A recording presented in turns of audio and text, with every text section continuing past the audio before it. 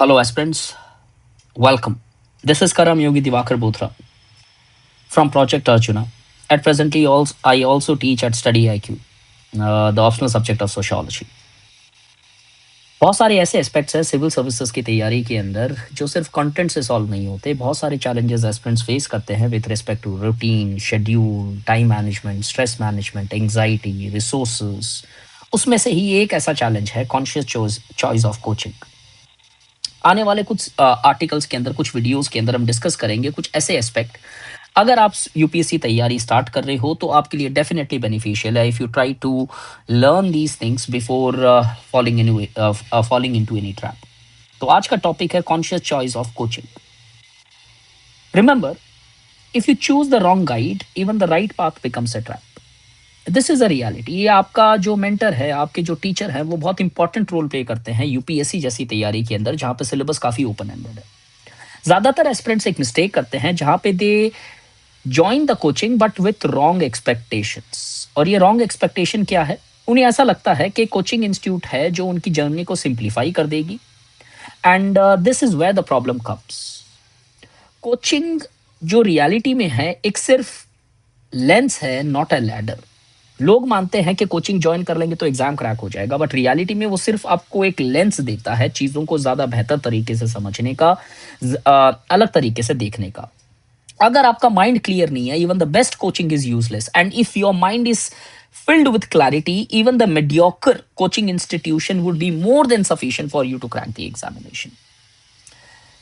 अब जब भी आप कोचिंग ज्वाइन करो, आप समझो कि आप क्या टाइप के लर्नर हो, because your coaching would play the role positively or negatively depending upon what type of learner you are.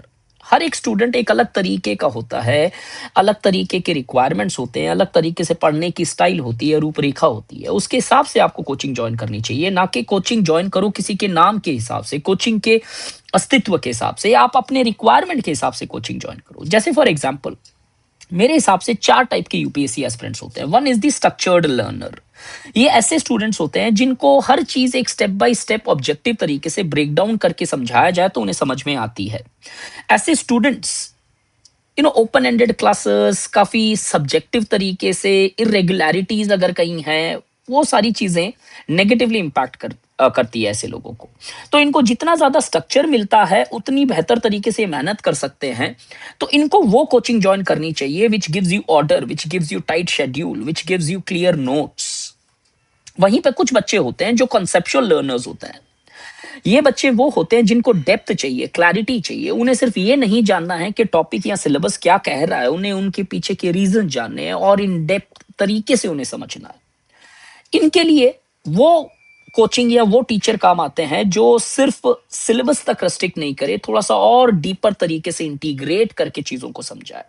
लेकिन इनके लिए वो कोचिंग्स अच्छी नहीं है जो सिर्फ वन लाइनर नोट्स या फैक्ट बेस्ड या शेड्यूल बेस्ड या क्रक्स बेस्ड तरीके की ऑर्गेनाइजेशन जो इन्हें कोचिंग मटेरियल दे दे और एक्सपेक्ट करे कि ये पढ़ लेंगे। No, they are not that particular type. तो इनको वो टीचर ज्वाइन करने चाहिए जो आपको अंडरस्टैंडिंग और क्लैरिटी दे, ना कि सिर्फ और सिर्फ कंटेंट दे। लेकिन वहीं पे कुछ बच्चे सेल्फ लर्नर्स होते हैं। इनको ऑटोनॉमी चाहिए, साइलेंस चाहिए, टेबल पे बैठ के पढ़ने का समय चाहिए। इनके लिए मेंटर गाइडेड ऑर्गेनाइजेशंस, जहां पे स्पून फीडिंग नहीं हो, जहां पे लॉन्ग बैचेस नहीं हो, क्योंकि लॉन्ग बैचेस, रिजिड बैचेस इनके लिए नेगेटिव तरीके से इंपैक्ट करेगी। वहीं पे अगर इनको थोड़ा सा पुश किया जाए तो they are the people who will learn by themselves. They do not want to get spoon feeded by the teachers. अगर आप यहां पे हो तो यहां पे आपको मॉड्यूल्स ज्वाइन करने चाहिए, स्मॉल फोकस्ड ऑर्गेनाइजेशंस ज्वाइन करनी चाहिए। वहीं पे एक लास्ट टाइप के एस्पिरेंट आता है, वो है पीयर लर्नर्स। ये कई बच्चे देखे होंगे आपके, एक ग्रुप के अंदर ज्यादा बेटर स्टडी कर लेते हैं, लेकिन अगर टेबल पे बैठ के उन्हें पढ़ने के लिए बोले तो शायद वो उतनी एफिशिएंटली, इफेक्टिवली नहीं पढ़ाई कर सकते। इनकी एनर्जीज दूसरों से आती है, तो पैसिव टीचिंग स्टाइल वाली कोचिंग ऑर्गेनाइजेशन इनके लिए सुटेबल नहीं है। दे आर द पीपल जिनको शायद टेस्ट सीरीज ज्वाइन करनी चाहिए, डिस्कशन ग्रुप ज्वाइन करनी चाहिए, ना कि कोचिंग इंस्टीट्यूशन ज्वाइन करनी चाहिए। अब कुछ ब्रूटल ट्रुथ्स जो आपको कोचिंग के बारे में जानने हैं वो बहुत important before you join any organisation से। जब भी अगर आप रॉन्ग कोचिंग ज्वाइन करोगे, it will not just waste your money, it will also waste your years of life, your hard work. आप डिप्रेशन में जा सकते हैं, एंग्जाइटी हो सकती है। Most aspirants fail not because they lacked coaching, but because they chose coaching that destroyed their natural learning system. जहां पे एक पीयर लर्नर रिजिड तरीके से कोई कोचिंग को ज्वाइन कर लेता है, वहीं पे सेल्फ लर्नर जो है वो मेंटरशिप के ऊपर फोकस करने की बजाय एक एक क्रक्स और पीपीटी बेस्ड ऑर्गेनाइजेशन को फोकस करने लगे, और वहीं पे स्ट्रक्चर्ड लर्नर्स एक ग्रुप्स को ज्वाइन कर लेते हैं जहां पे उनको चाहिए ऑब्जेक्टिव एस्पेक्ट, बट वहां पे उन्हें मिलते हैं सब्जेक्टिव इंटरप्रिटेशंस. तो remember, there are some aspects which you need to avoid, because in reality अगर आप wrong coaching institute join करते हो तो आपके natural tendencies है जब वो मैच नहीं करता तो you will become more frustrated.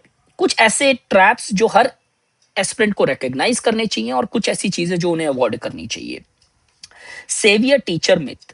कई टीचर्स आपको मिलेंगे, यार मैं ही हूं, मैं I am end of political science, I am end of sociology, I am end of this. No, it's nothing like that. कोई भी सेवियर टीचर चीज नहीं होती. रिमेंबर, ये एक मिथ है. आपको कोई भी ऑर्गेनाइजेशन अगर मिराकल्स और शॉर्टकट्स प्रॉमिस करती है तो they are just selling, they are not going to teach you anything. Content mountain trap. 5,000 question, 10,000 400 test, 300 test, इतना पीडीएफ. रिमेंबर, रॉन्ग नंबर है वैसी कोचिंग ऑर्गेनाइजेशंस, बिकॉज ये पीडीएफ तो दे देते हैं आपको लेकिन उन्हें समझाने की कैपेसिटीज इनके अंदर नहीं होती. अब कॉन्शियसली कोचिंग सेलेक्ट कैसे की जाए?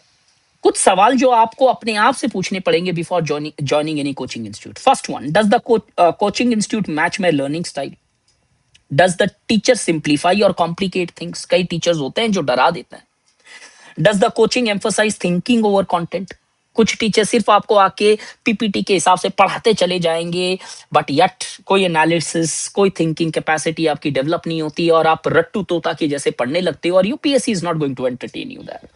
Do they evaluate your thought process और जस्ट योर आंसर्स? अरे आप कैसे सोचते हैं वो इवैल्यूएट करना. आज आपने जो आंसर लिखा है वो आज लिखा है, लेकिन 10 दिन के बाद में वो रिप्रोड्यूस, वो इंपॉर्टेंट नहीं है. लेकिन अगर मैं आपके थॉट प्रोसेस में कमी निकाल के आपको बता दूं कि साहब आप इस तरीके से सोचते हो और ये आपकी खामियां हैं, तो आप उसे चेंज कर सकते हो and your answers would automatically be good. क्या कोचिंग आपकी इंडिविजुअलिटी को रिस्पेक्ट करता है? क्या आपको स्पेस देता है डिस्कशन के? क्या आपको स्पेस देता है to express your opinion, to counter the teacher's thought? Does the mentor teach you how to study, not just what to study? Techniques के ऊपर कोई ऑर्गेनाइजेशन अगर फोकस करती है, आंख बंद करके उसे ज्वाइन करो, because they are the one who will really make difference in your preparations. And the last one, does the coaching prepare you for all the 3 stages? कई लोग, जैसे मेरे जमाने के अंदर कुछ ऑर्गेनाइजेशन थे जो पीटी के लिए फेमस थे, कुछ मेंस के लिए फेमस थे. अब इस तरीके से काम नहीं बनता है यार. आप मल्टीपल सोर्सेस को अलग अलग जगह ज्वाइन करो, वो शायद 3rd 4th अटेम्प्ट में अच्छा लगता है, फर्स्ट अटेम्प्ट में नहीं. अब कुछ ट्रूथ्स जो आपको ध्यान में रख रहे हैं कोचिंग ज्वाइन करते वक्त. ऐसा नहीं है कोचिंग ज्वाइन कर लिया तो ब्रह्मास्त्र मिल गया और एग्जाम हो गया. पहला, coaching can accelerate your journey but can not walk with you. परिश्रम आपको करना ही पड़ेगा. Coaching can not fix your lack of discipline. Coaching can not give you self believe. Coaching can not study for you. Coaching is not compulsory. Clarity is compulsory, चाहे वो group से आए, parents से आए, या क्लासेस से आए, या सेल्फ सेंटर्ड से आए. Coaching is a tool, not a guarantee. The best coaching is worthless if your mind is not unstable, if you do not have consistency. The greatest mentor is useless if you don't reflect after class. Class पढ़ने के बाद बच्चे जो हैं PDF के ऊपर इतने busy हो जाते हैं, बैठ के 15 मिनट मंथन नहीं करते हैं कि आज मैंने क्लास में क्या पढ़ा. रिकॉलिंग एबिलिटीज होनी बहुत जरूरी है. अच्छे से इस चीज को डेवलप करो. After at least every day 15 to 20 minutes divided into 2 times a day आपको रिफ्लेक्ट करना चाहिए, मंथन करना चाहिए कि क्या पढ़ा, क्या रिकॉल हो रहा है. That will help you not only to be more qualitatively focused on the content but also help you कि यार मुझे ये रिकॉल नहीं हो रही है तो शायद वापस पढ़ने की जरूरत है. तो this was it. I hope you like this session. कोई भी और अगर टॉपिक आपको कवर करना है तो please do drop a message in the chat box. मैं कोशिश करूंगा कि वो सारी चीजें भी कवर की जाए, बिकॉज अल्टीमेटली प्रोजेक्ट अर्जुना का एक ही मंत्र है कि वो चीजें स्टूडेंट्स को बताई जाए जो शायद ज्यादातर लोग छुपाते हैं या ज्यादातर टाइम वो चीजें डिस्कस ही नहीं होती. Because I personally believe the technique of study is more important in civil services than the content of study. Thank you so much.